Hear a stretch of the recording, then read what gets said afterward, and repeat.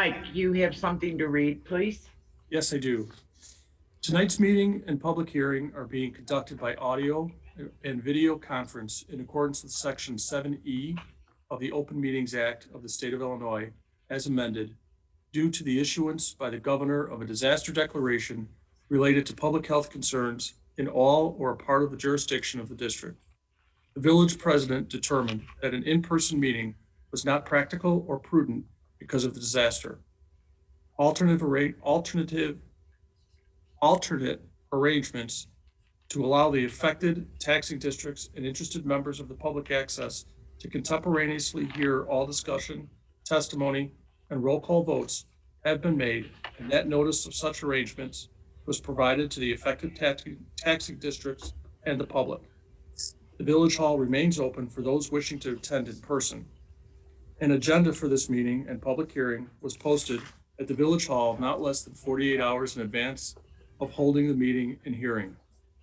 The agenda has been continuously available for public review during the entire 48-hour period. Village President Linda Jackson and Village Administrator Mike Marin are physically present at the village hall. Thank you, Mayor. Thank you, Mike. I'd like to call this meeting to order. Would the clerk please take the roll?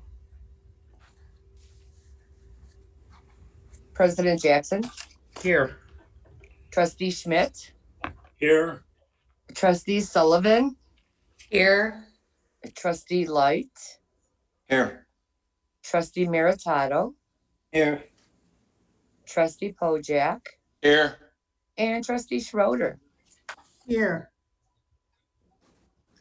Would you all please rise and join me in the Pledge of Allegiance?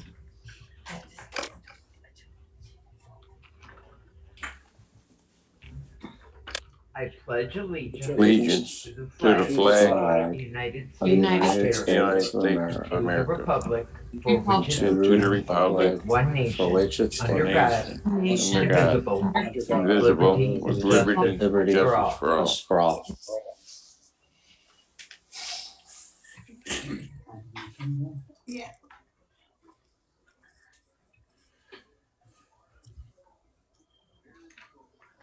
Tonight, we have a public hearing.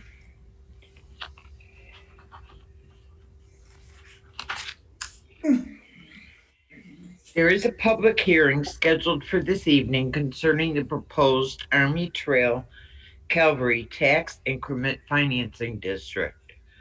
I hereby convene the public hearing to consider the approval of a redevelopment plan and project, the designation of a redevelopment project area to be known as the Army Trail Calvary Redevelopment Project Area, and the adoption of the tax increment allocation financing for the Army Trail Calvary TIF District. The village board will take no action tonight concerning this matter. Tonight, we will take public comment from all interested persons and affected taxing districts concerning the approval of the redevelopment plan and project, the designation of the redevelopment project area, and the adoption of the tax increment financing. At this time, we will have a short presentation from the village's consultant concerning the proposed TIF district.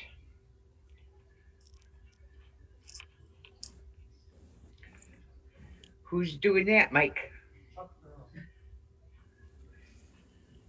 Oh, So Chuck Durham will be doing the presentation. I see him. Hi, Oh, there he Chuck. is. Hi, Mayor. Hi. Thanks, Mike. It's all yours. Okay, I'm going to share screen. I have a short, very short, I promise you, PowerPoint presentation. And okay.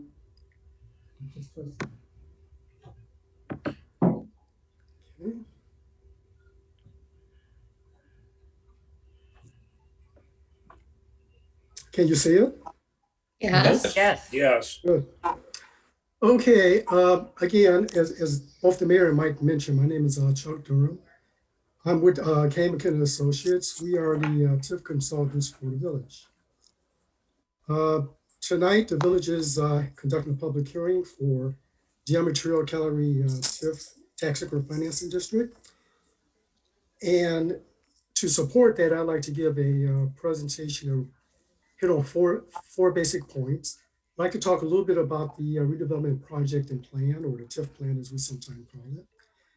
We also want to hit on the qualification factors which are required under state law to enact a TIF district.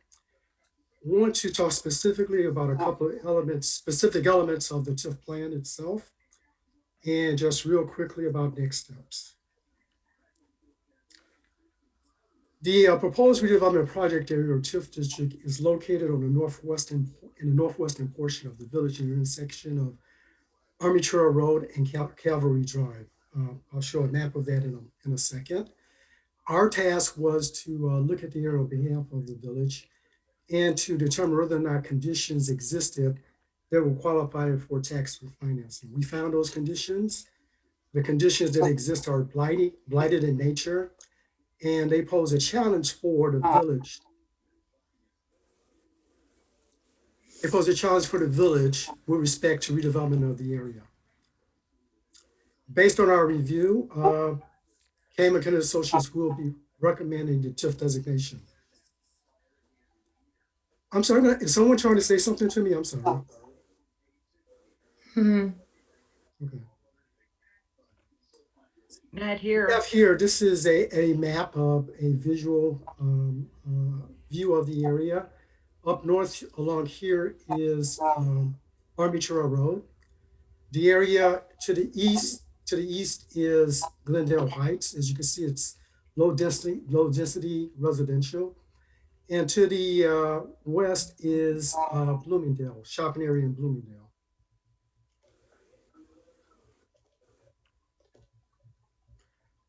With respect to the project and plan, the TIF Act determines that a municipality such as the village has to conform to certain conditions of the TIF Act. For example, the area has to conform to the village's comprehensive plan.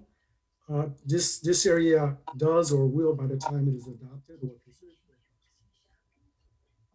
The redevelopment project area, any land area considered for a TIF district, has to be at least 1.5 acres.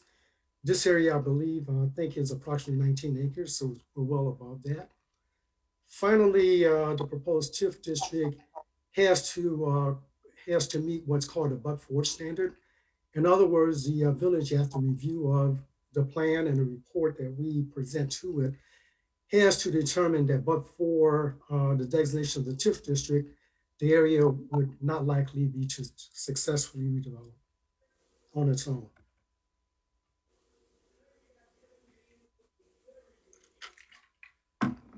As I mentioned, one of the requirements of the TIF Act that any municipality must meet is that the area has to qualify under state law. The law sets up about 13 possible factors to be studied or reviewed with respect to any area being considered for a TIF district. Under that standard, the TIF law requires at least 5 of the 13 factors to be met.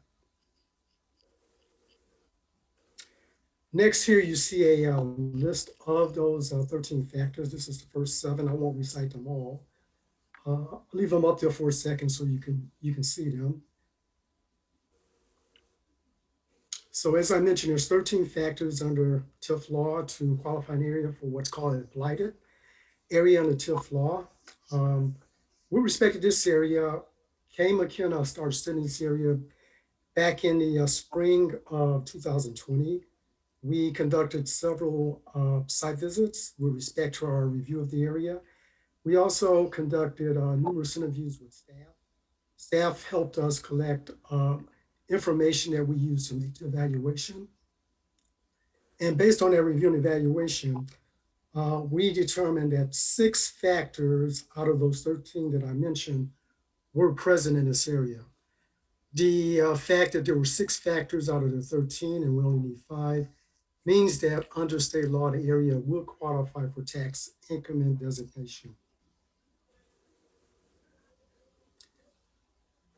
With respect to our work, the other part of our work, in addition to the qualification work, was to compose a TIF plan for the village. We prepared that plan.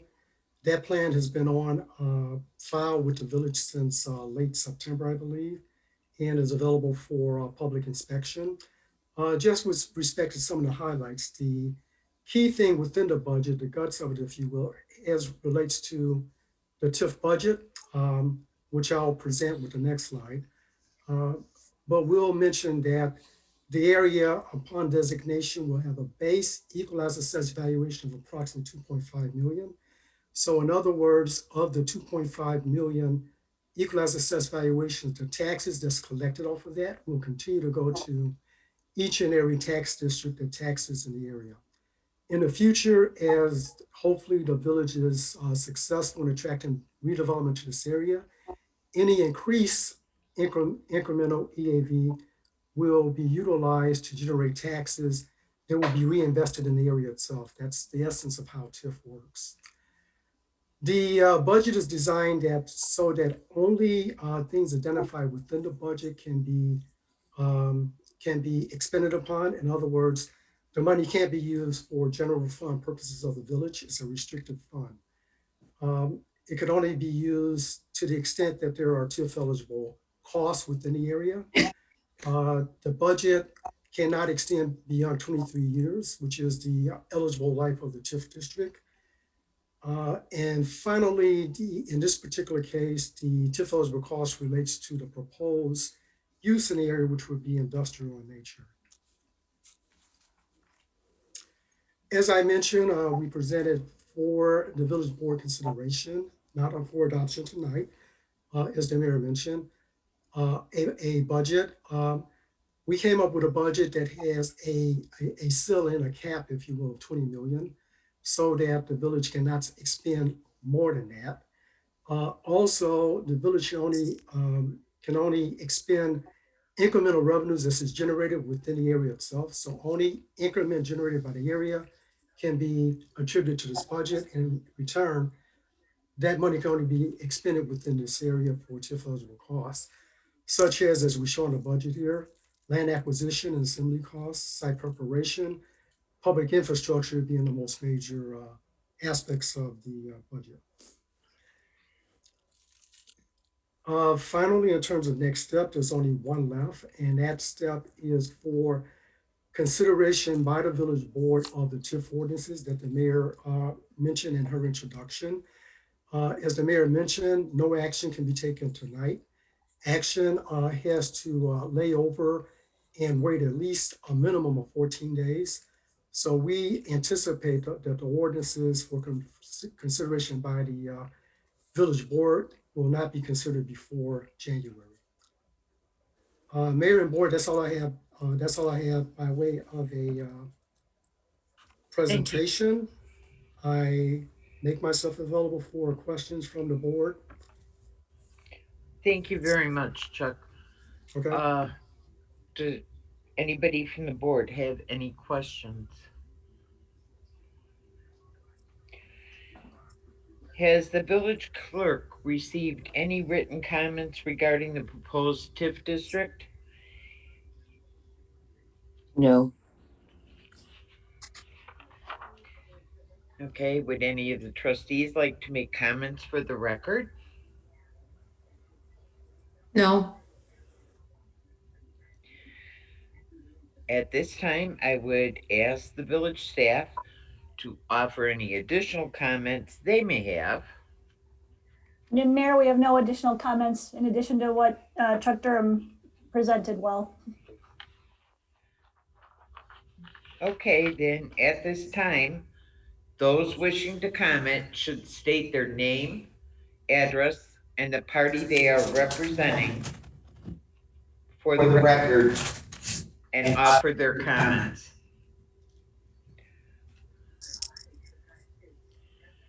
Anything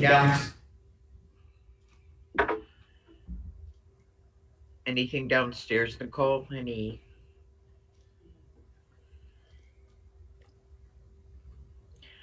Since there is no public comment, a motion to close the public hearing would be in order.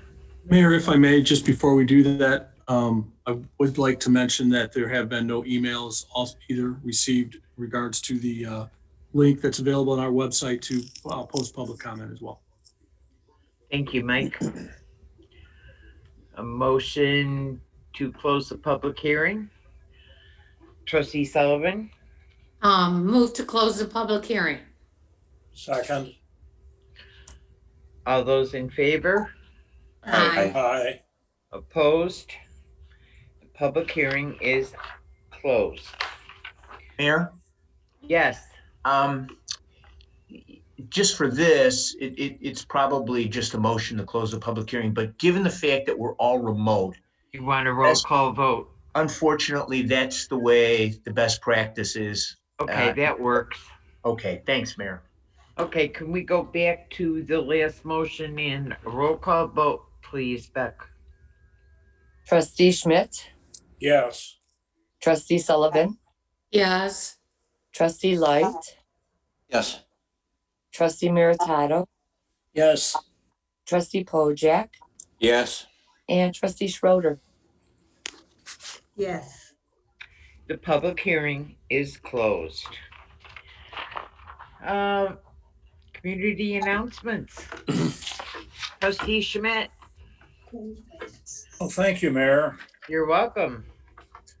Join us Saturday, January 9th from 10 to noon for coffee with the mayor and village board at the Center for Senior Citizens. If you are unable to attend and have any comments, suggestions, or questions for the mayor or village board, please call the mayor's office anytime at 630-909-5303. The Village of Glendale Heights annual Christmas sharing program will be looking a little different this year due to COVID-19. The health and safety of our volunteers, families, staff, and everyone involved is of the utmost importance. However, we also understand the importance of the holidays and the difficulties families are facing and wish to continue to share in the spirit of the holidays. If you are interested in making a monetary donation to support the Christmas sharing program and give back to those in need, excuse me, please contact Debbie Marino at dmarino@glendaleheights.org or call 630-260-6060, extension 6130. Thank you. I think that was 260-6030, Bill. That's correct. Okay, Extension 6130. great. Thank you, Bill. Thank Trustee you, Light, Mayor. Thank you, Mayor. you're welcome. On Saturday, December 19th, Santa will be serving up breakfast to go as we have a safe alternative to our annual Breakfast with Santa. This year, we're hosting Breakfast from Santa. Breakfast to go event will be held at the Sports Hub. Be sure to bring your Christmas list to drop off with Santa. To register for more information, please visit the Sports Hub website at www.ghprf.com or call 630-260-6060. Republic Service will be picking up Christmas trees from the curbside during regular waste and recycling schedules through the first 2 full weeks of January. All trees must be free of tinsel, lights, ornaments, and no longer than 5 feet. For more information, please contact Republic Services at 847-981-0091. Thank you, Mayor. Thank you, Mike. Trustee Meritato, Thank you, Mayor. you're welcome. The Village of Glendale Heights is collecting broken and unused holiday lights. Lights can be dropped off at the Public Works Garage located at 1635 Glen Elm Road on weekdays from 7:30 a.m. to 3 p.m. Lights accepted for recycling include all colors and lengths of mini lights, C7, C9, rope lights, LED lights, and extension cords. For more information on holiday lights recycling, please call 630-260-6000. As a reminder to residents, please do not shovel, snow blow, or plow any snow onto village streets.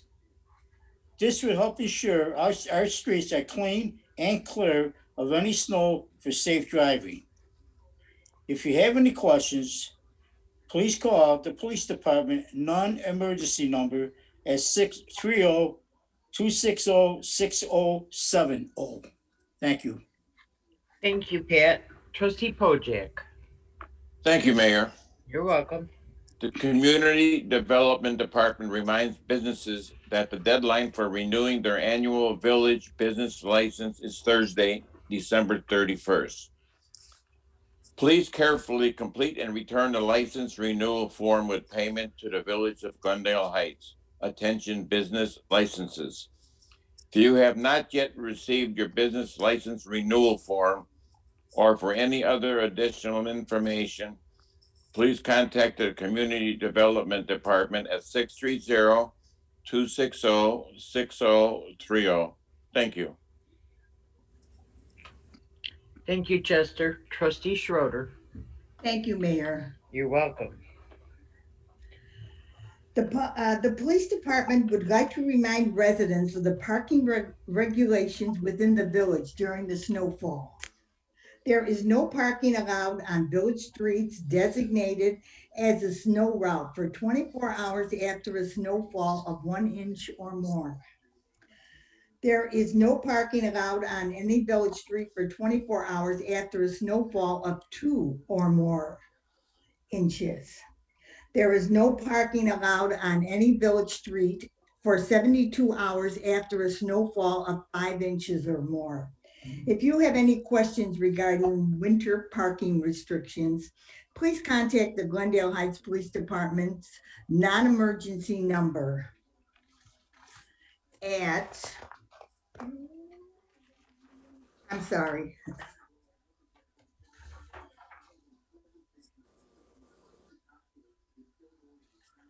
At, I don't.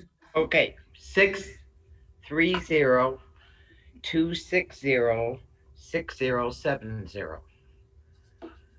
Okay, also refuge and recycling holiday collections. In observance of the construction of the Christmas and New Year's holiday, there will be potential delays in garbage and recycling collections depending on when your usual pickup occurs. There will be regular collections on Thursday, December the 24th and December the 31st. If you have regular collections on Friday, you will be date to Saturday, December the 26th and January the 2nd. If you have any questions, please contact Public Service at 847-981-0091. Thank you. Thank you, Mary. I believe we have a presentation of our 2020 Comprehensive Annual Financial Report, which is our CAFR, by Crow LLP. Christine, is that you? Yes, it is me. It's all yours. Wonderful. Well, thank you for having me this evening. As the mayor said, I'm here to present the audit results for the fiscal year ended April 30th, 2020. So I'm going to share my screen here so we can go through the presentation. Okay, so here is the presentation. And like I said, this takes us back to April 30th, 2020 and the results as of that date. And as we go through, you'll see just where we are. We have issued an unmodified opinion on the financial statements. So what that means is we've completed all of our testing over the financial statements and the notes. And when we put all that together, we were able to get comfortable and have significant support for everything within those financial statements and notes to issue an unmodified opinion. So there's no qualifications, no exclusions, and no items that we could not come to that conclusion on. When we went through our testing, there was a single audit this year. So what that means is there was enough in federal funding that the village received that we had a single audit, and we have no material weaknesses or no significant deficiencies over financial reporting, which I want to say in the type of environment with COVID is a really strong indicator of how well management adapted to the situation. One thing that we looked at when we were going through the audit is we're looking at the controls and if anything had changed in those controls from when COVID put things on lockdown and if things changed and how approvals were handled during that time period. And I'm happy to say that as we went through our testing, we never had any transactions or information that was not supported or not properly approved. So everything was following the segregation of duties and the proper approvals, both before COVID, when we had the regular time during the fiscal year, and also after COVID began. So as a result, like I said, there's no control deficiencies. And also on our major federal program, we had no compliance issues as well. So two very good reports there, resulting in no findings.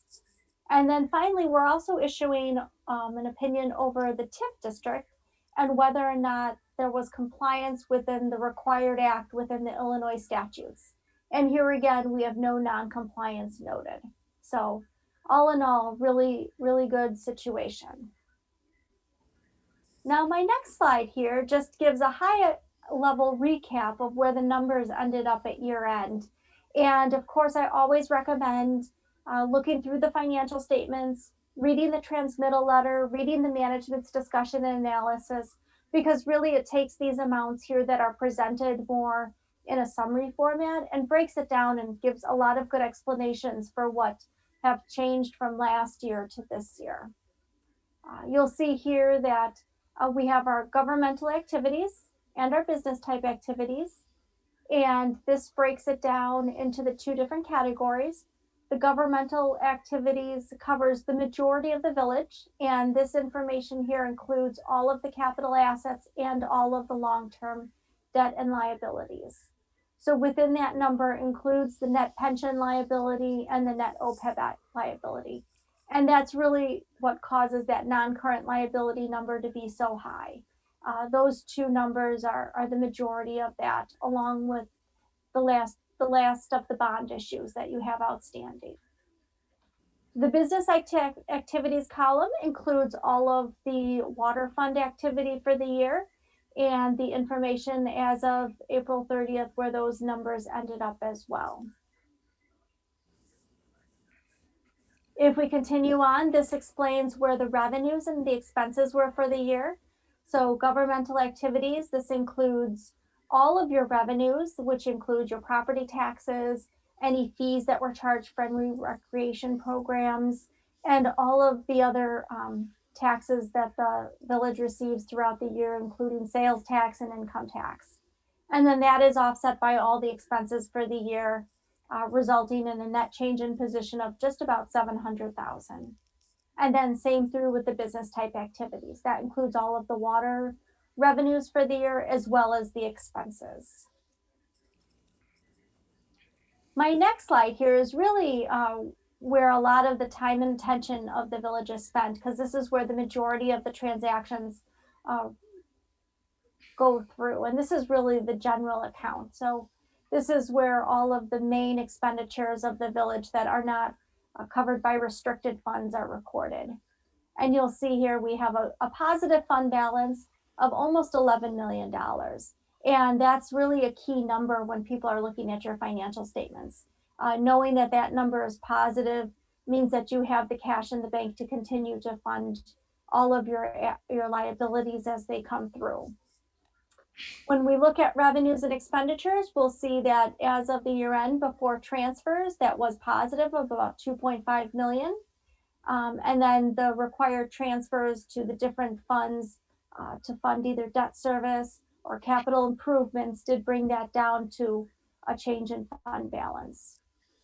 The last number that I want to concentrate on here is really the number of months of expenditures and fund balance. And I know we talk about this each year, and this is a good number to look at. And you were at 5.6 at the end of the year, which is above the GFOA recommended number of 2 months and above your policy of 4 months.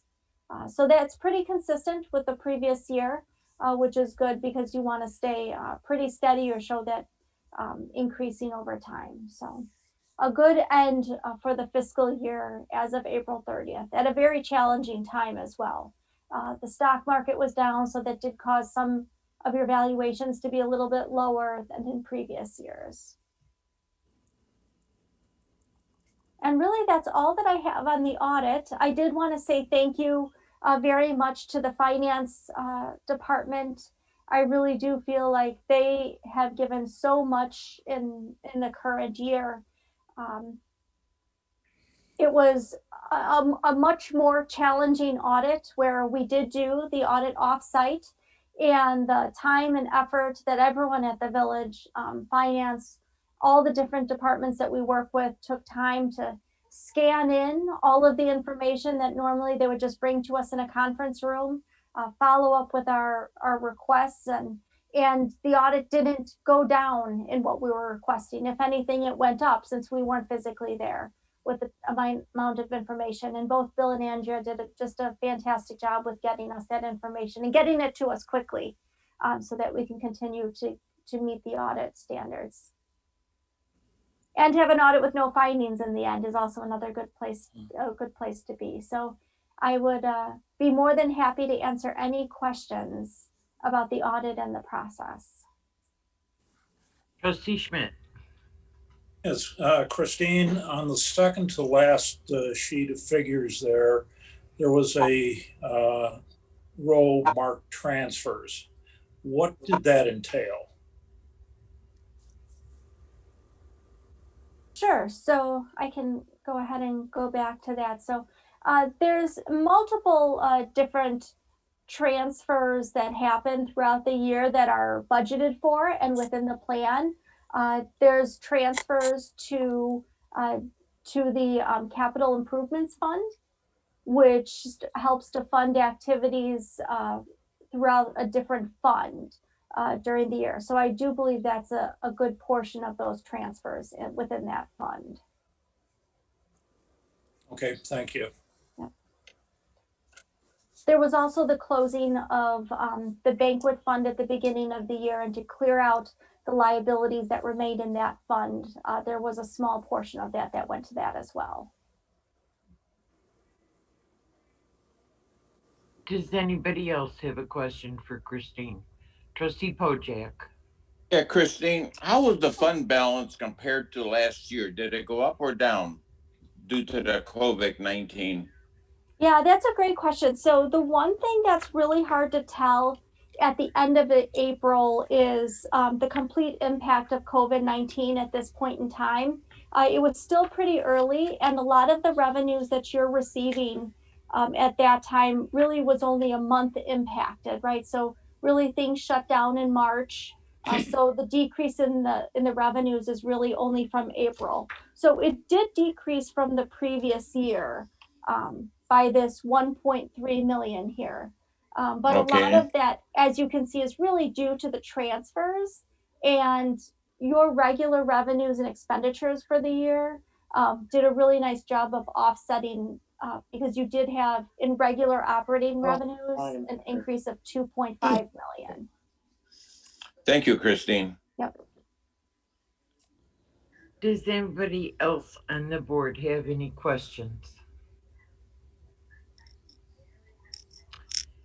Thank you very much, Christine. Really appreciate it. And thank you again to our finance department and all the departments for working so hard and keeping absolutely transparent records so that when we have an audit and it comes back with no problems, it's wonderful. So thank you very much to our finance department and Christine to all the hard work you put in. Absolutely. And happy holidays to everybody. Thank you. Happy Thank you. holidays. Same Thank to you. you. Thank you. We now go to public discussion of agenda items. If there's anyone in the public that wishes to address this board on an agenda item, please step forward. Well, no, there's nobody in this room, so they can't step forward. Do we have anything, Mike, that we have received? No, Mayor, we still have not received anything via email. Okay, since there is no public discussion of agenda items, we will move on to the consent agenda. But we need to remove number 26 on the consent agenda.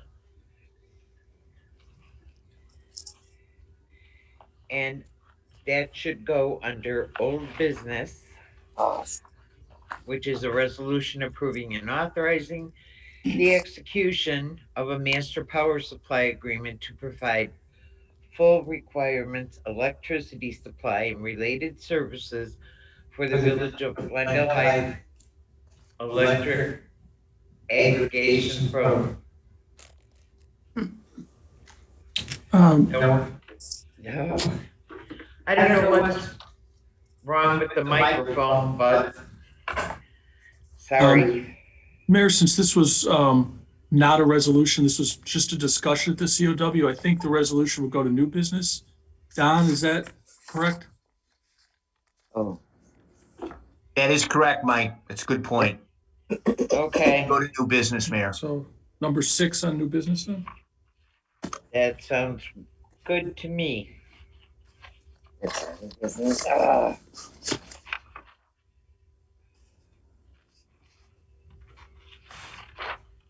Number 26. Okay. Okay. Okay. So we will move, the consent agenda is before you, minus item 26. What is your pleasure? Trustee Pojek. Motion to approve the consent agenda. Second. Yeah. Roll call vote. Trustee Sullivan, Yes. Trustee Light, Yes. Trustee Meritato, Yes. Trustee Pojek, Yes. Trustee Schroeder, Yes. and Trustee Schmidt. Yes. The consent agenda is approved. Now we move on to old business, which is an ordinance to accept a grant of easement and approve the plat of easement for the property commonly known as 433-435 East North Avenue, Glendale Heights, Illinois. And this was tabled at the November 5th, 2020 meeting. And this would be ordinance number 2020-77. Trustee Light. So moved. Second. Point of order. Discussion. We need to bring the motion off the table before we can do any action on it. That is correct. Very good point of order, Bill. That's correct. Thank you. Would anybody like to make a motion to remove it off the table? Trustee Schmidt. I move that we move this resolution off the table for discussion and action. Second. Any discussion? Roll call vote.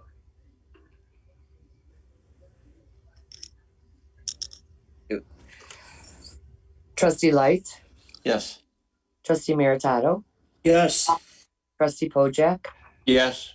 trustee Schroeder, yes, trustee Schmidt, yes, and trustee Sullivan. yes, Okay, this item is removed from the table, and therefore a motion would be in order to pass ordinance number 2020-77. Trustee Light, So moved. second, second, any discussion? Roll call vote. Trustee Meritato, Yes. trustee Pojek, Yes. trustee Schroeder, yes, trustee Schmidt, yes, trustee Sullivan, yes, and trustee Light. Yes. Ordinance number 2020-77 is approved. We now go on to new business, liability insurance, and I believe that's going to be you, Mike. Yes, we have Leah from Alliant here today to help us present the liability insurance renewal, which all of our insurance policies are up on December 31st, and she will explain the renewal process. Good evening, Mayor Jackson and village trustees. Thank you so much for your time this evening as we get used to this new format. So forgive me if I feel a little awkward. So for this year's renewal, we have challenge of the marketplace. I first and foremost want to say what a pleasure it is to work with your village staff, Mike Marin, Nicole Lewis, and Jen McCree. That makes my job so much easier.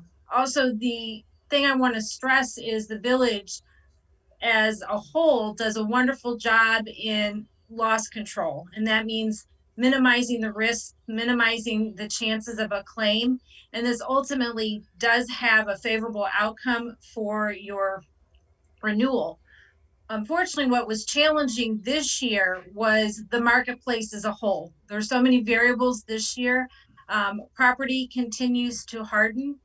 The rates are increasing. What we're seeing in the marketplace, anywhere from 10% to 15% for those insureds that have had zero losses. The other challenge is the excess liability. More and more carriers are pulling back on how much limit they want to offer. So their appetite is changing on how much limit, and they're also increasing the rates. One thing that I've seen from municipalities of your size, carriers that have offered $10 million in your umbrella. So that's the policy that sits over all of your liability. They are decreasing it from 10 million to 5 million. So I bring all of this up because as you looked at the final numbers, the renewal for the village experienced an increase in the neighborhood of about 8, not quite, but 8.5%. That really is a positive renewal. I know it is a amount of money that needs to be budgeted for and looked at, and I appreciate that. But based on what we've seen in the marketplace, this was a good renewal. The one item for future consideration as I work with the village staff is the excess workers' compensation. The carrier Safety National has been your partner for that coverage for numerous years. And once again, not due to the village's programs and policies and procedures, is strictly the carrier. They've changed their appetite to where this year their minimum premium is $100,000, and next year it's going to be a minimum of $150,000. So once again, due to the size of your village, more specifically your payroll, the premium isn't really a reflection of what your exposure is. But in your board packet, we did reach out to some other carriers, and that once again in your packet reflects those price points. ICRMT, a local regional provider, they were the closest quote, and they were just a few $100s more than what Safety National was offering. So we didn't think it'd be prudent to change your carriers. It's never the best option for a few $100s to change a carrier. But if, talking percentage points, the excess workers' compensation went up approximately 21%. And that's due to once again, due to the carrier, not to the village's experience or loss control measures. So the bottom line is, for this renewal, you have property, package liability. You also have a cyber liability, a standalone policy, your excess workers' compensation, all of those renewed. There is a small policy, a crime policy that is a second year of a 3-year term. And your bottom line for this year's renewal, including our brokerage service fee, is $549,895. I appreciate your time, and I am definitely open for any questions that you may have. Any questions from the board? Trustee Pojek. Regarding that 10 million went down to $5 million, how does it affect our premium? So the good thing is the village has been with Travelers for a number of years. There's a very strong partnership there. Travelers continues to offer the village a $10 million limit. And they also rated the overall package. So there was up and down in different lines of coverage within the package, but their bottom line, once again, is competitive. So for the village itself, really nothing to be alarmed at this renewal. It's something, as your broker, I will keep an eye on. So if Travelers' appetite changes and they don't want to offer the higher limit, we will find other markets that will. All right, thank you. Trustee Meritato. Why 8.5%? That's quite a hike. Is there a reason behind it, or? Once again, it's quickly driven by the marketplace. The executive summary outlines kind of some of the driving factors. Property, insurance, as you know, is basically catastrophic coverages, and everybody's in it together, if you will. The carriers are seeing losses due to natural disasters, increase in labor, materials. Those are the things that affect the property. The liability, auto liability, those type of claims continue to have settlements that rise. Once again, the biggest chunk specifically for the village is due to the excess workers' compensation, and that was a change in the carrier's appetite. So that line of coverage experienced a 21% increase, and that's what's driving your overall bottom line up. Once again, I did try to obtain other options, less expensive options, but at this point, Safety National was the least expensive option for the village. So we went from 10 million to 5 million. No, sir. I was just letting you know that in the excess liability, which is through Travelers, they continue to offer you 10 million. It's the overall marketplace that's hardening, and they are really reviewing municipalities' limits, and they're not offering. They're trying to minimize their loss by only offering 5 million to a municipality. Travelers did not do that. They continue to offer you 10 million. So your limits are the same, your coverages are the same. Unfortunately, it's your premium only that has been affected. Okay, thank you. Sure. Trustee Pojek. I have one more question. If our carrier decides to change their fees and you want to go to another carrier, will the village be penalized for switching over? No, not at all. It's a competitive marketplace. If you find better terms, better conditions, better pricing, you can leave. Okay, all right, thanks. Sure. Trustee Schmidt.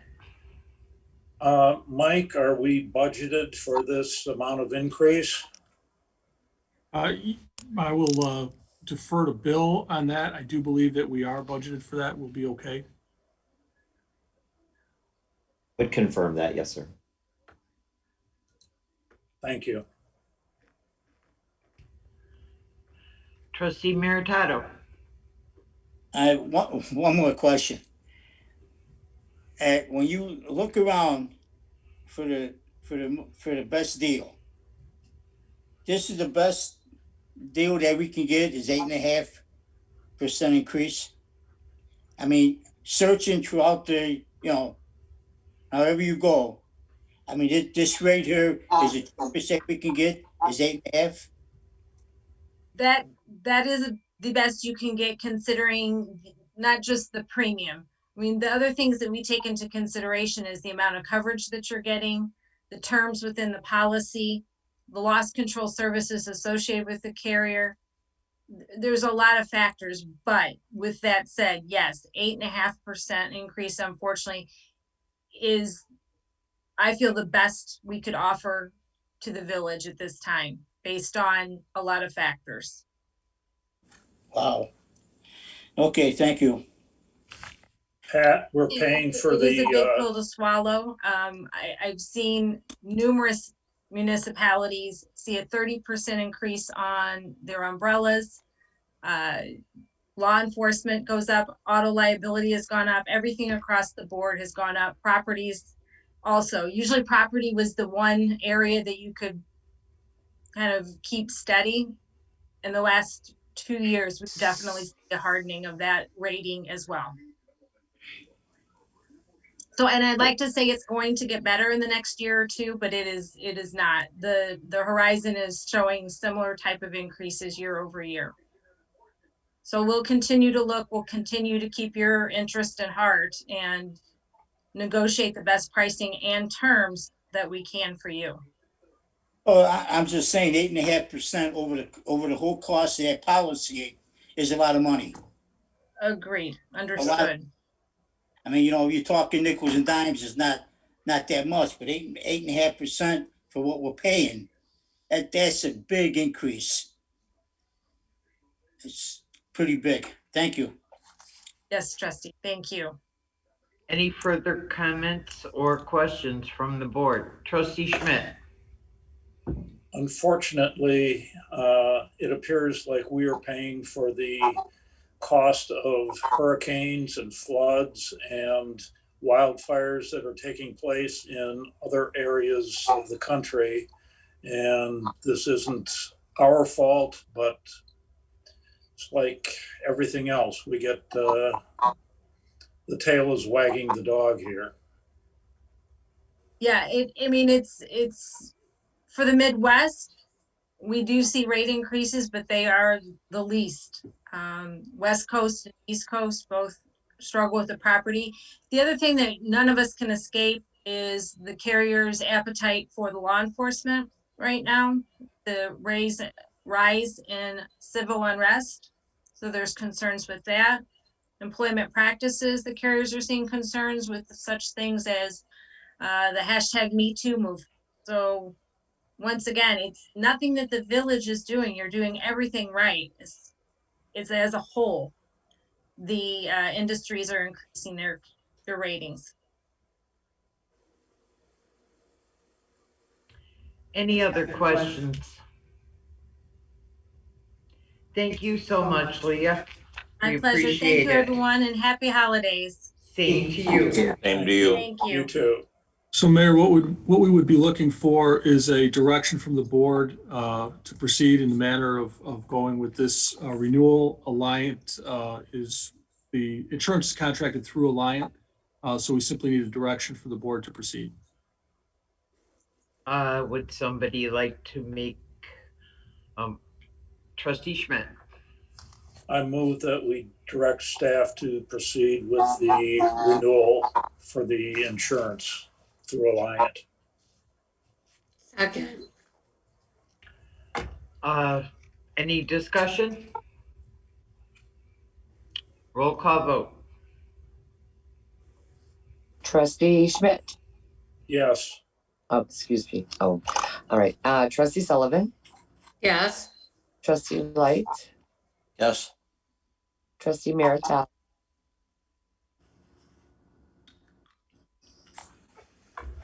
Yes.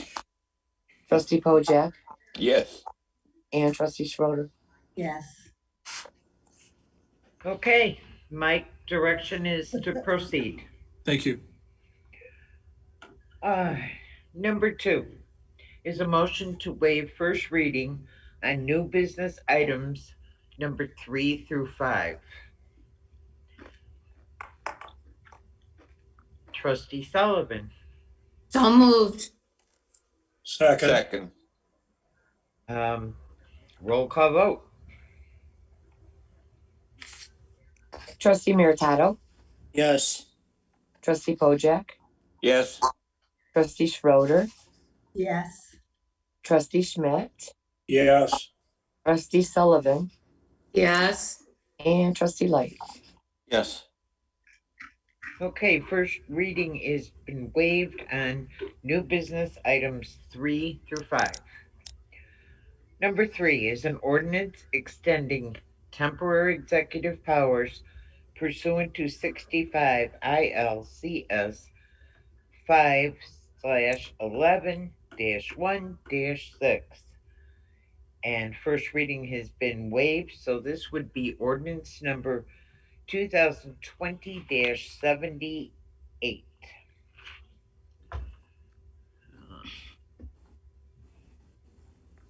Trustee Light. So moved. Second. So moved. Discussion. Roll call vote. Trustee Pojek. Yes. Trustee Schroeder. Yes. Trustee Schmidt. Yes. Trustee Sullivan. Yes. Trustee Light. Yes. And Trustee Meritato. Yes. Okay. Ordinance number 2020-78 is approved. Number 4 is an ordinance to approve and authorize the execution of an agreement by and between North American Midway Entertainment, All Star Amusement, LLC, and the Village of Glendale Heights. First reading has been waived. This would be ordinance number 2020-79. Trustee Pojek. So moved, Mayor. Second. Any discussion? Roll call vote. Well, we got questions. Oh, Mayor. sorry. Pat and myself. Okay. Is this Go ahead, Summerfest? Pat. Was this for Summerfest? Yes. Is it the same kind of deal? I mean, if this COVID-19 keeps going? Yes. Okay. Thank you. You're welcome. Any other That was my questions? that was my question too. Okay. That is in the contract, correct, Mike? Yes, it is. There's a force majeure section in the contract that specifically covers that. Do we get penalized for canceling it at all, or the insurance handle that? We would not get penalized. Okay. Okay. Any further discussion? No, Roll Mayor. call vote. Trustee Schroeder. Yes. Trustee Schmidt. Yes. Trustee Sullivan. Yes. Trustee Light. Yes. Trustee Meritato.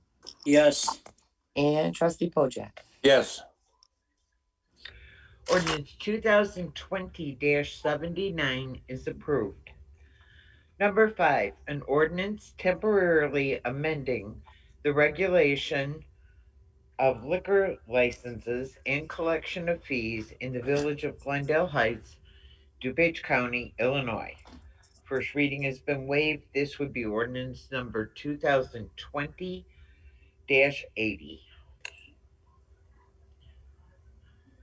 Trustee Schmidt. So moved. Second. Discussion.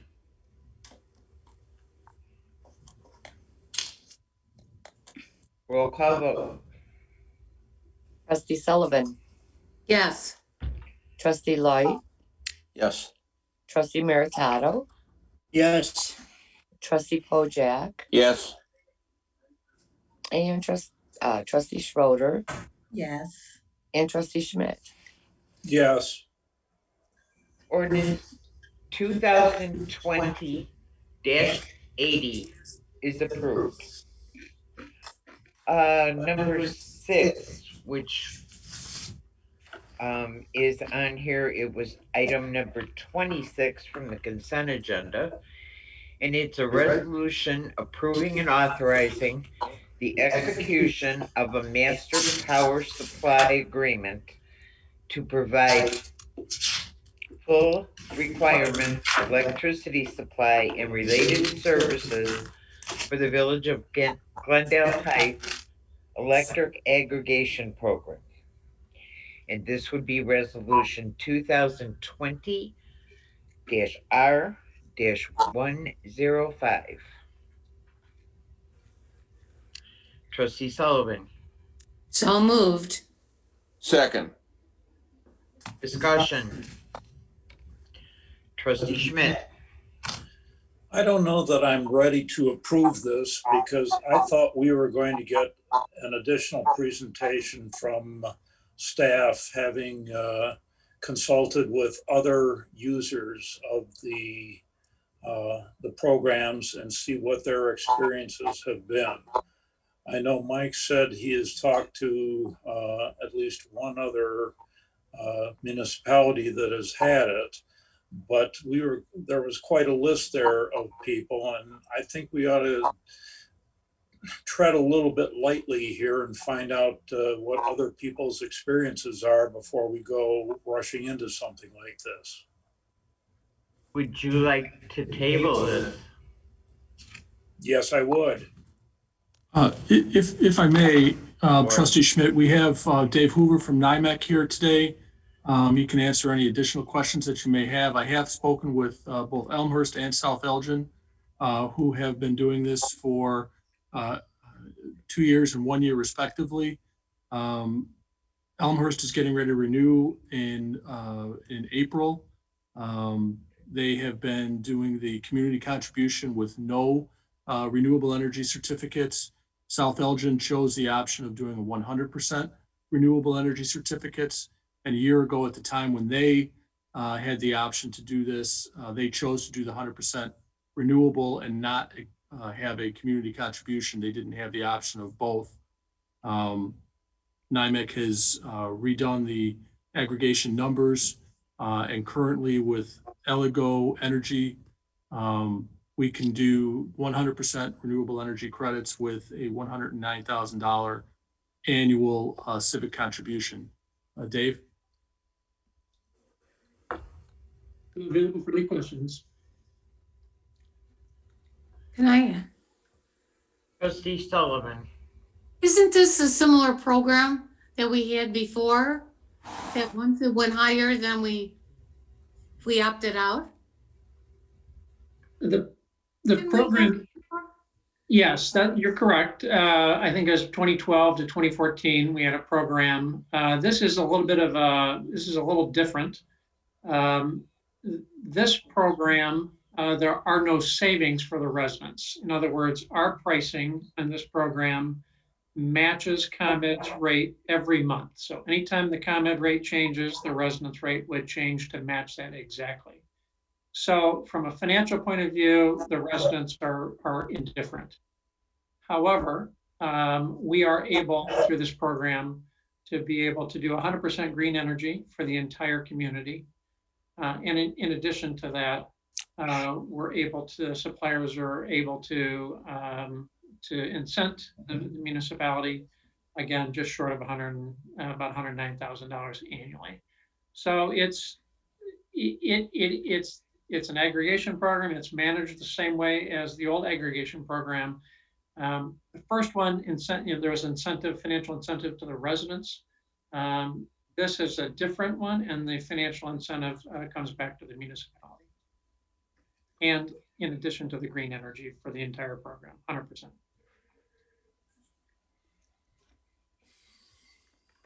So nothing changes for the residents. If we didn't do this, they would still be priced the same amount of money. That's correct. They will pay the same whether, over the next year, whether you do this or not. But again, our program is 100% green energy. The municipality benefits financially. How? How can we pull a rabbit out of the hat? Yeah. Well, we went through this last couple of weeks ago, and I'll try and not bring up my old presentation again. But each resident is priced differently, right, by suppliers for them to serve them.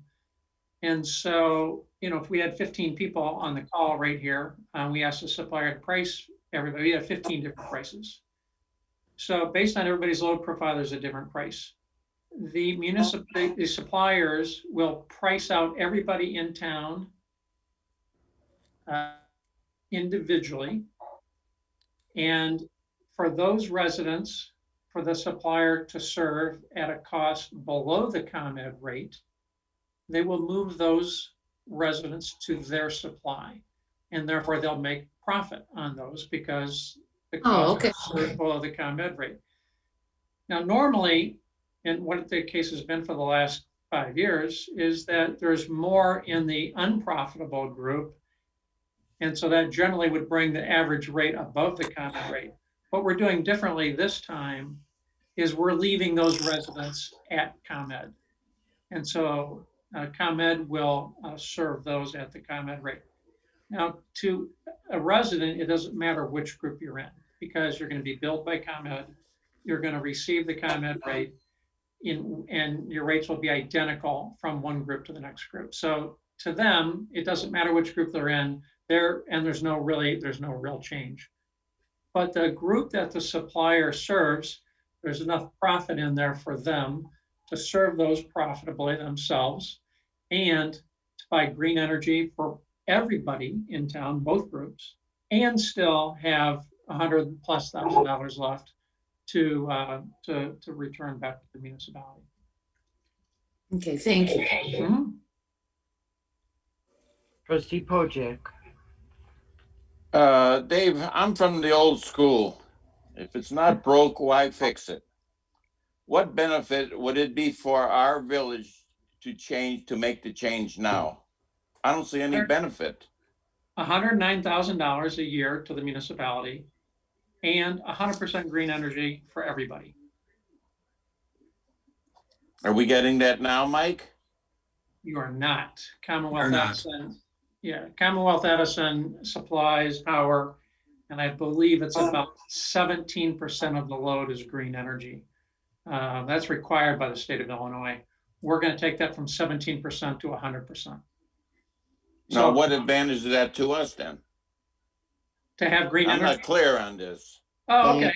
So it's just, in other words, you're going to replace energy that has fossil fuels or natural gas or coal. That just have greenhouse gases. Okay, through those typical sources of manufacture of generation of electricity, we generate a lot of greenhouse gas. Scientists will tell you that the Earth is warming. What we're doing is replacing that primarily with wind energy.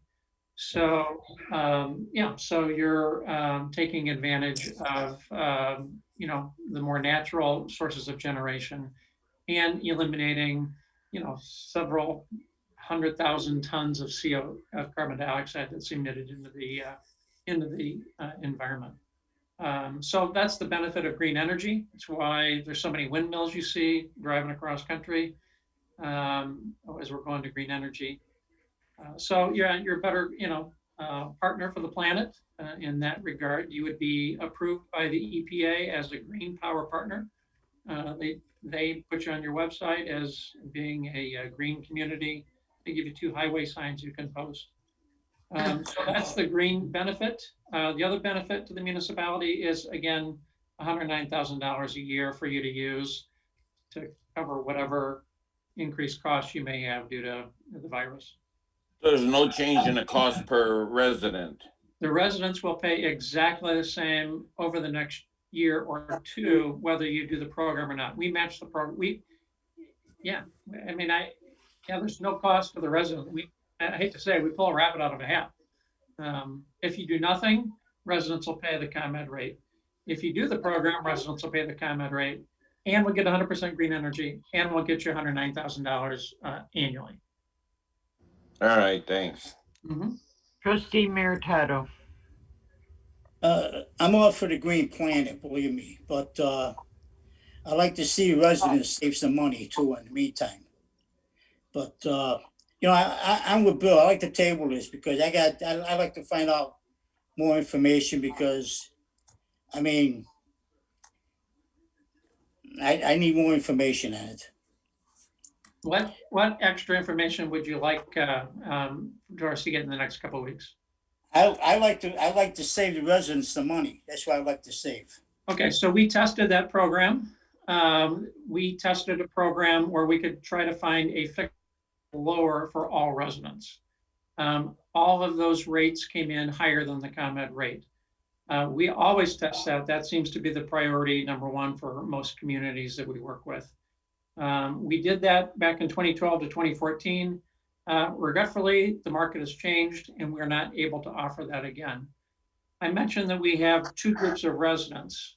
There's those that are the cost to serve is basically under ComEd, and those the cost to serve that are over ComEd. You are like most other communities right now, and the group that's a little bit more expensive to serve than ComEd is a larger group than the other group. And so when we do one price for everybody in the entire community, that brings the price above the ComEd rate. So I appreciate that that's a desire and everybody would like to save money for residents. Again, we test that every time. We've tested that here again, and a lower rate below ComEd is not available. Okay, so let me ask you a question. The residents are going to pay the same rate. It's not going up, right? Correct. Residents are going to pay the same rate they're paying now. Correct. Right? You're going to give us $100,000, right? Correct. All right, so what are you making on it? What's you doing this for free? No, my fee's baked into this, and the suppliers are making money also, and that's baked into it as well. That it's $199,000, not $100,000. 199. 109. Right. 109. 109. 109. 109. I got 199,000 down here. 109. Okay, thank you. Green energy sure pays off. I don't care about green energy. I want to save money. Yeah, I know. I don't understand it either. Trustee Schmidt. You know, like Chester says, I'm from the old school. If something seems too good to be true, it probably is. So I would like to table this until the next meeting and ask the staff to contact more of the references in the presentation and discuss with them if there have been any glitches or quirks with the program that they've experienced. Second that. Roll call vote. Trustee Sullivan. Linda, you've got Mary. Once there's a motion to table, discussion has to stop. That's correct. So. Motion to table? Sorry, No. Mary. No. You don't want a motion to table? No, that's what I wanted to say. Why can't we do this and think about it a little bit more before we make a decision this evening? Well, I made a motion to table this. Mike Light seconded it. All right. So now is your roll call vote. Trustee Sullivan.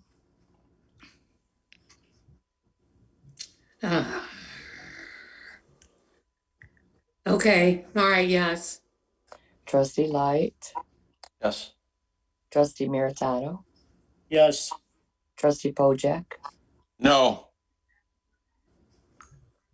and Trustee Schroeder, Yes. and Trustee Schmidt. Yes. Motion passes.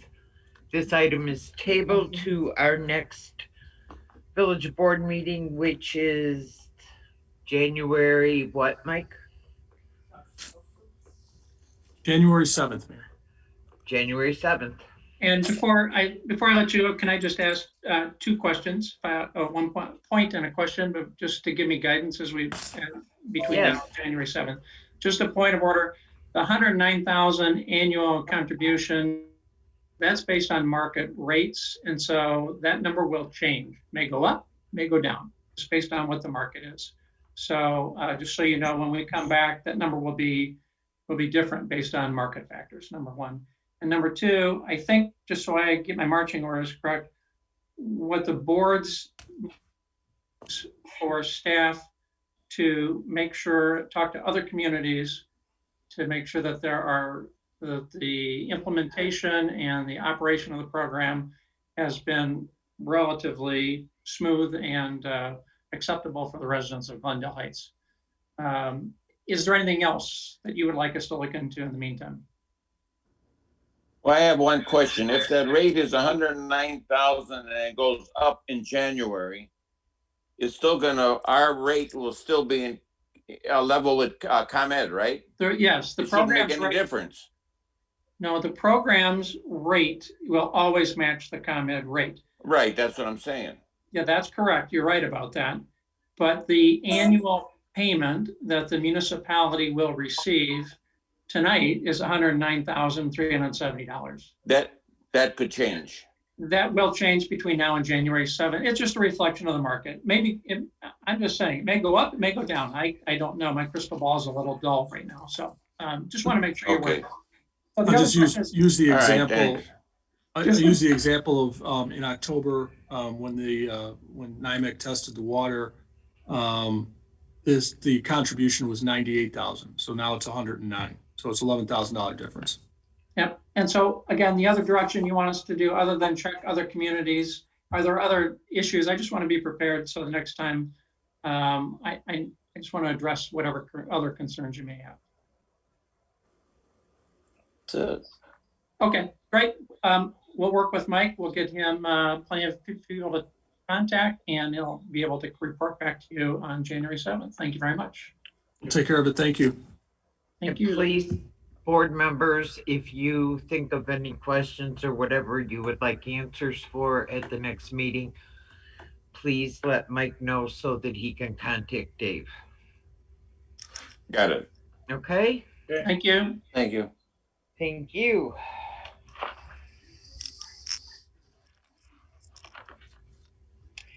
And that brings us back to public discussion of agenda items.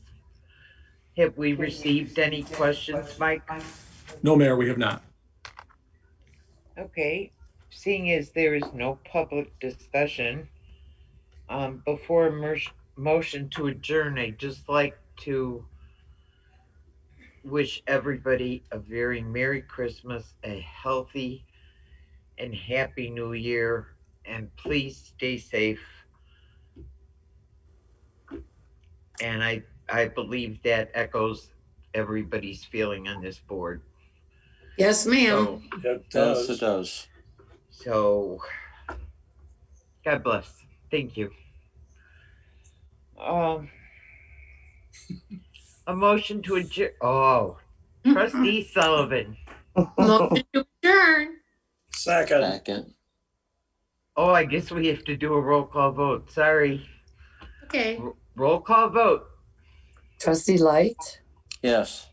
Trustee Meritato, Yes. Trustee Pojek, Yes. Trustee Schroeder, Yes. Trustee Schmidt, Yes. and Trustee Sullivan. Yes. This meeting is adjourned. We'll be back in January. Thank you. Merry Christmas, everybody. See you next year. Happy holidays. Yes. And now Okay. we're going on to the committee meeting. Trustee Light. We got more? Yes, I do, but you might lose me. You might, I didn't bring my charger with, and my iPad just said I'm about to go dead. Okay. So if you Hang on. Hold on. Oh. you want to pass to someone else, is it possible, or? Have shall we a just- charger for you. Mike? Charger's on the way. Oh, sweet.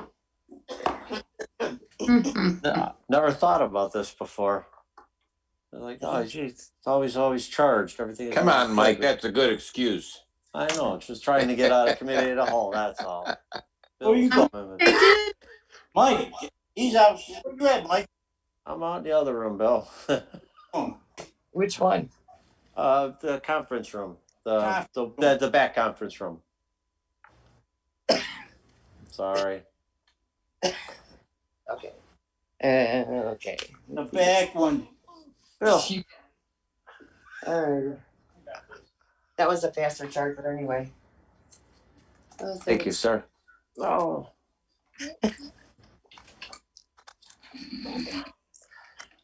Okay.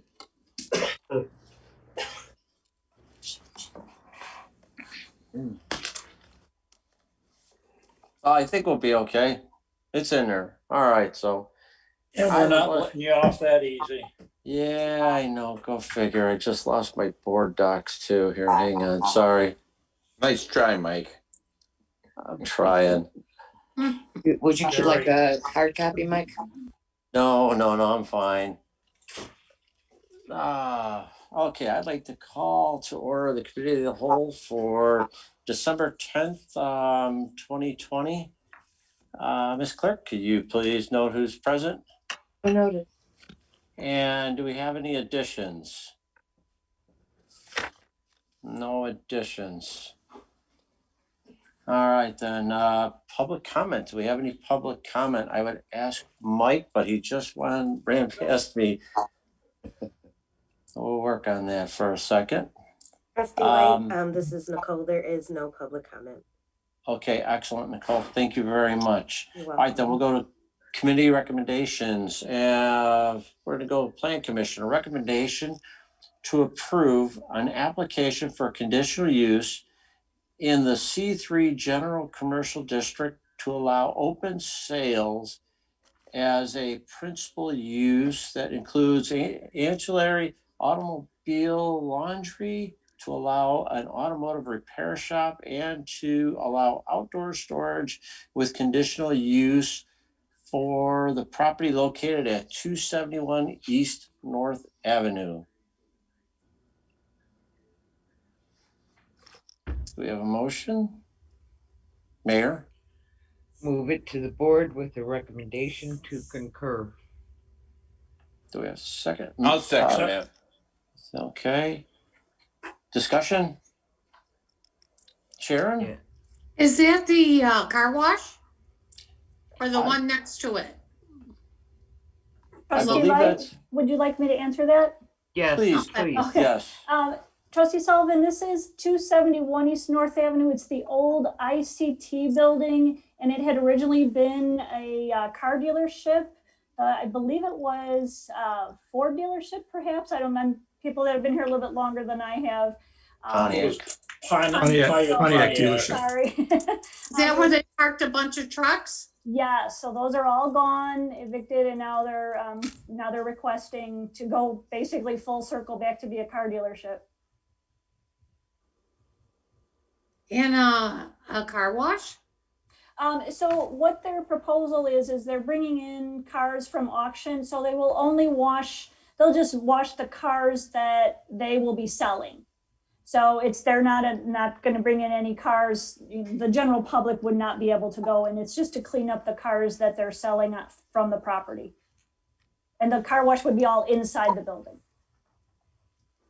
Karen, they have one in St. Charles already, and they're moving from Chicago to Glendale Heights. It's actually West Chicago, Trustee Pojek. Or West Chicago, I'm sorry. Yeah, it's the old Fox Valley Volkswagen on North Avenue, that is also turned into Millennium. They purchased that and they're operating that. And now they're proposing this location as well. If I'm not mistaken, Joanne, I think they have another place on Cicero Avenue in Chicago. That is, I believe that's correct. The applicant is on the line as well, but that is my understanding, and they want to move out of the city. They are very happy with this proposed location. Yeah. Any other questions? No, we're all good. All right. Well, I guess we'll call it for a vote. Don, we need a roll call on this? Yes. Okay. Yes, you do. All right. So we have a motion to move it to the board with a recommendation can concur. Roll call vote. President Jackson. Yes. Trustee Schmidt. Yes. Trustee Sullivan. Yes. Trustee Light. Yes. Trustee Meritato. Yes. Trustee Pojek. Yes. And Trustee Schroeder.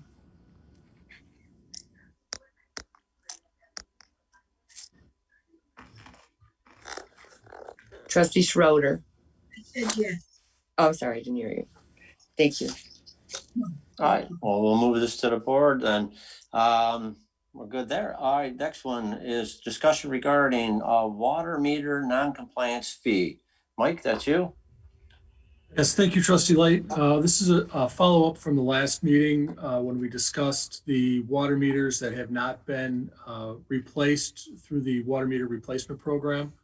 At the time we talked last, there were estimated 197 meters that had not been, that we've received no contact from.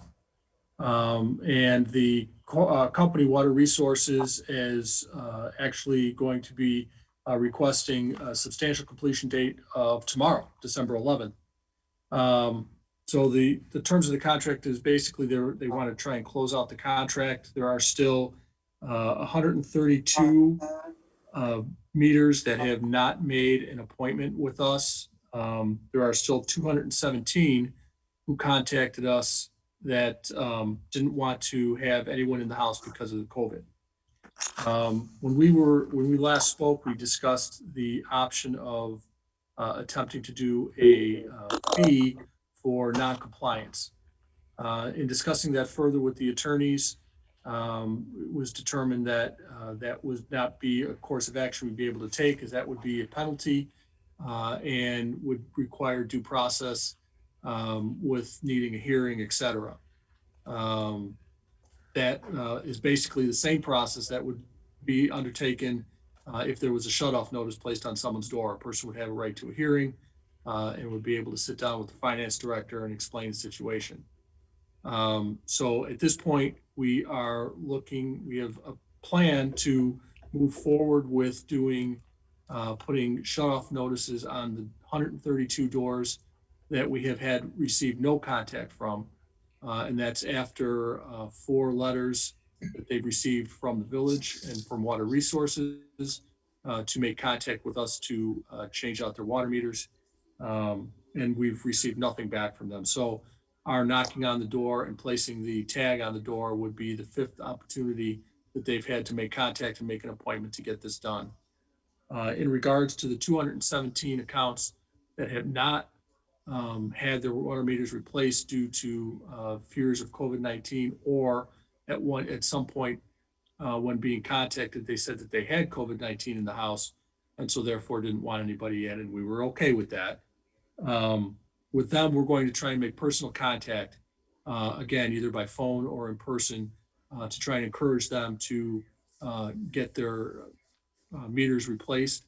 The company Water Resources still does have a punch list that they have to complete, and it does take 12 months. They have the punch list. They have 12 months to be able to complete that. These meters that are not have not been replaced are a part of that punch list. So they would still have to, over the next 12 months, replace those 217 that have not done it because of COVID. So although we're going to try and encourage it because it's best to get this wrapped up as soon as we can for a variety of other reasons, And Rachel is on, Director Kaplan is on the line as well, so she'd be able to talk a little bit more about that. But the idea of the no reads that we're starting to receive because the old MXUs are no longer transmitting. We would have to also the time that we have water billing personnel out reading meters. We'd still have to, with 350 still not being changed, we still have to drive the entire town. So there are, not to mention water loss issues, the reason that we were trying to get these replaced. One of the reasons we were trying to get these replaced. So I wanted to follow up with you, just give you the plan that we have put out and we have come up with to try and get compliance with these 350 accounts and receive your input. Trustee Pojek. Yeah, Mike, I mentioned this to you before. What if happens to these people that are worried about having COVID-19? Their furnace goes out in another week or two and it's 5 below zero or something like that. What are they going to do? Just freeze to death, or they're going to have to call somebody? So why not do the water meter right away too? You know what I'm saying? These people are being very naive, in my opinion. Well, and obviously in an emergency situation, it might bring up something a little bit different for the resident. If they can avoid having somebody come in, I'm sure that they're going to try and do that. For those that are extremely concerned about COVID and the transmission. Again, we're going to try and encourage them to comply. If it were to happen that they don't, we still do have some time that we'd be able to get in with water resources to come out as a punch list item to take care of those stragglers. Trustee Meritato. Yeah, Mike, do you think some of these are rentals that maybe these people are just getting the notices and they're tossing them in the garbage? We have been cross-referencing that. I know Director Kelchbrenner was cross-referencing the no reads with the rental licenses. Joanne, I know you talked to me about that. Could you refresh my memory of what you found? Sure. Actually, Director Poling provided me the list of all the properties that he believes to be vacant, and we're going through those right now and reaching out to those properties as well. We haven't looked at the larger list yet, but we will be moving forward with that as well. So we are following up on that, and we did notice that there have been some sales as well, real estate transfer sales. So I'll be working with Mr. Poling to try to address some of those. Okay, thank you, Joanne. Trustee Schmidt. At some point in time, COVID-19 is gonna have to be eliminated as an excuse. I don't know at what point, when vaccines are available, when a particular percentage of the population has been inoculated, but I think we also ought to develop a plan going forward that says maybe in 6 months, if the people who are using COVID-19 as an excuse or as a reason, I'm sorry, for not changing the water meter, there's going to be some sort of economic penalty associated with that. I mean, 6 months, 8 months, whatever we do, but we can't hold this up forever. Well, and Trustee Schmidt, our ordinance allows for us to turn off the water for non-compliance. If we ask to get in to a person's residence in order to fix the water meter, do any maintenance on the water meter, and in this case, change out the water meter, they have to comply, or our ordinance allows for the shut off of the water. We have been foregoing that shut off for those that have requested because of the COVID-19 epidemic. Understand that. I think you bring up a very good point in that at some point that COVID-19 is going to have to not be an excuse for that. And I would say, in my opinion, that when the vaccine becomes widely available in a period of time that you're comfortable with after that vaccine becomes widely available to the general public. As we know, that won't be for several months. We can say then that, okay, from this point forward, COVID-19 is no longer can be utilized as an excuse to continue to put this off, and we would fall back into the non-compliance and threaten the water shut off in hopes that we get some attention and compliance. If not, we would have to move forward with the water shut off. Trustee Pojek. Yeah, Mike, does the village own the old water meters and the new ones too? The residents don't own the meters, right? That's correct. Those are the village's meters. Is it mandatory or we have to go in there and change them? What about that, Mr. Strino? Is there a law? Yes, Mike described it well. We have an ordinance that requires this. It's a matter of enforcing that ordinance. That's what it really comes down to, Trustee Pojek. Either enforce it or shut their water off. That's and frankly, that's the enforcement part of it. Yeah, it's got to be done. Trustee Meritato. Yeah, Mike, is the contractor going to wait that long? Well, Director Kaplan has advised, as she's looked through the contract, that these unchanged accounts are part of the punch list, and he has 12 months to rectify all punch list items. I'm sure she'll jump in here if I misspeak. So theoretically, he's required by contract to wait that long if he has to. Okay, thank you. The only question I had was language barrier, no language barriers that we've run across. Maybe they're not understanding what they're getting, or. Rachel, we've done this in English and Spanish, have we not?